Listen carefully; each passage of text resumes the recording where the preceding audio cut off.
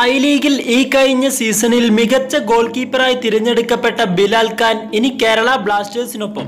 ബിലാൽ ഖാനുമായി 2 വർഷത്തെ കരാറിൽ കേരള ബ്ലാസ്റ്റേഴ്സ് ഒപ്പുവെച്ചു. രാഹുൽ കെപിക്ക് പിന്നാലെ ഉയരക്കാരൻ ഗോൾ കീപ്പറെയും ടീമിലെത്തിക്കാൻ 2 ആഴ്ച കൊണ്ട് മാനേജ്മെന്റിനായി. മുമ്പ് ഒരു സീസണിൽ ഗോകുലം എഫ്സിക്കായി കളിച്ച താരമാണ് ബിലാൽ. ഇന്ത്യൻ ഫുട്ബോളിലെ ഏറ്റവും ഉയരം കൂടിയ ഗോൾ കീപ്പർമാരിൽ ഒരാളാണ് ബിലാൽ ഖാൻ. 2016-17 സീസണിൽ ഗോകുലം കേരള എഫ്സിയുടെ താരമായിരുന്നു.